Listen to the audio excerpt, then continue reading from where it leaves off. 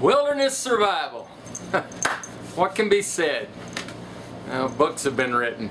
I haven't written any yet, but it could be a possibility. My name's Rick Hawk Hurst.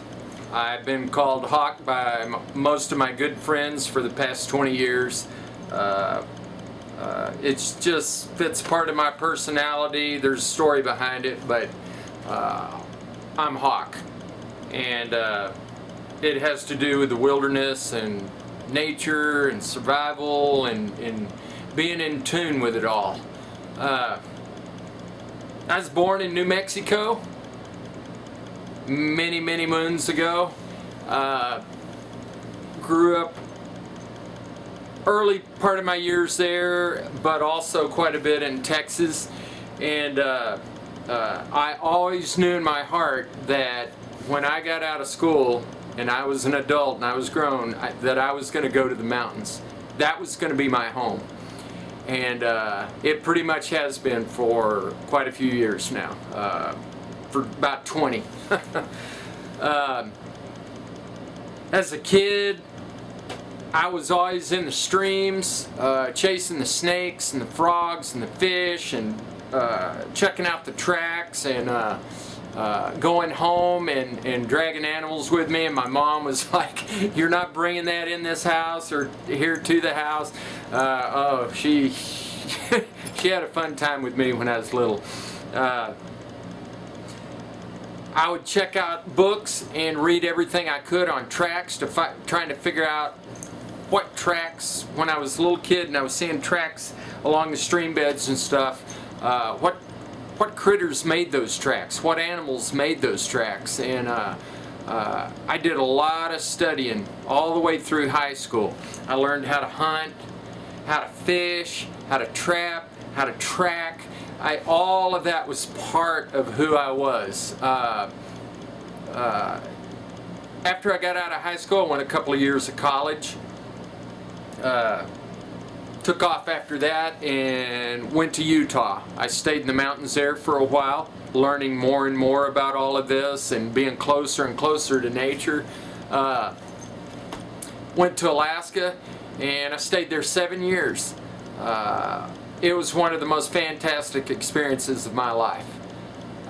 I've been a lot of places. I've been to Africa, I've been to New Zealand, I've been all over Canada, I've been to Mexico, I've been in parts of South America. But Alaska was true wilderness. It was a place where there were very few roads going back into where it was. You either had to hike in, or you had to fly in, or hire somebody with a plane to drop you off. And I had done that quite a few times while I was up there in hunting scenarios and trying to learn more survival skills. I was lost at one particular time in a wilderness situation with a friend of mine, and it was a tough situation, but we survived it. It made me want to learn more. After I left Alaska, went to Montana, bought a place, built a log cabin, started learning how to build log cabins the old way, and had a place right by the wilderness. And I was able to go literally out my back door and head into the wilderness on foot or on horses. I always had horses back then too. When I was in Montana, I joined a club called the AMM. It's called the American Mountain Men. It was started by a couple of Vietnam veterans that wanted people to collectively come and join, and all of them learn about the wilderness survival techniques of the American Mountain Men, which were called mountaineers, and the Plains Indians, because that was the people that in their research showed that they knew how to survive better than anybody else, and they wanted to learn their techniques. So they ended up studying and setting up all kinds of scenarios where you had to learn certain things to become a member, and then you're a probationary member, and then you get all the way in it. I'm still a member of the club. It's still a great organization. I've met so many good people, survivalists and all kinds of people in that organization. The biggest thing it got me into is horse trekking. That's another huge aspect and part of my life that I love, as far as survival and learning how to live a nomadic horseback life. And I've been doing it since 1989, every year.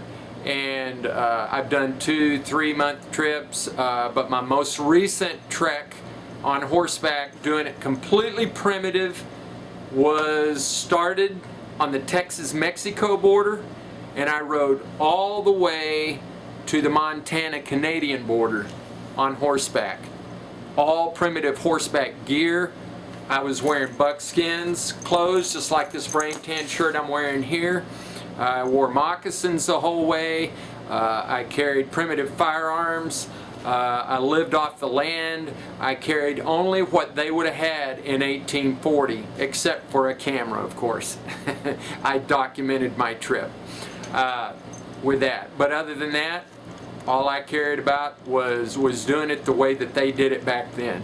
And it took me 4 months, and I got it done, and it was one of the most incredible treks of my life. I met nothing but great people along the way. Had people constantly telling me that I was doing their dream. And I was proud to do it. And I always stopped and shared stories and everything about what I was doing at the time, because there's lots of people out there that wish they could be doing that kind of thing, and they can't. So I wanted to share it with them. I started off on that trek with 2 other guys, and I was kind of the leader, and I put it all on a map, and I mapped out the whole trek and everything, and I led these guys. They didn't end up finishing with me, but they did really great. I left the last one behind in about the middle of Utah, and I did the rest of the trek on my own. It was awesome, incredible. But it's only one aspect of survival, but it all ties in with it. And I've taken a lot of people on treks and stuff, and taught them many, many different things. The biggest thing that you can teach somebody is all these skills, and then they have the confidence in their head, and they know they can survive. Confidence is the key. But to get the confidence, you have to go through the steps of learning how to start fires primitive wise, how to find water, how to build shelters out of nothing but what you find in the wilderness, good enough that you can survive snowstorms and all kinds of things. Edible plants, deadfalls and snares, how to get the animals, primitive weaponry, all kinds of things. I mean, it never ends. There's many, many, many different aspects to it. I'm wanting to start a survival school. I've already kind of started it, but I haven't got it completely going yet. I want to teach kids, and I want to teach adults how to survive and be confident in nature in the wilderness. You can take it to any different level you want. But I have leadership skills. I have skills behind the camera. I've done documentaries. I've been involved in documentaries that are actually on sale online. I've been involved in college films. We did a university film that won an award that Bill Pullman, the actor, gave us the award and stuff at the University of Bozeman. I've been extras in movies, so I know what it's like being around a camera and dealing with camera aspects and stuff, and doing what I'm told. I have a lot of good ideas, but if somebody didn't want to hear them, I'll just do whatever I'm told. And if you come up with whatever kind of wilderness survival scenario, I'll do it, no matter what it is. I have the confidence, I have the skills, and I will do it. So I would love to be a part of this project. Give me a chance. I'll be there. You can check me out. We can go over stuff. If you like me, let's get moving on this thing.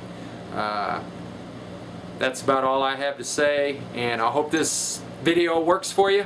If it does and it sparks an interest, give me a holler. My name's Rick Hawkhurst. Adios.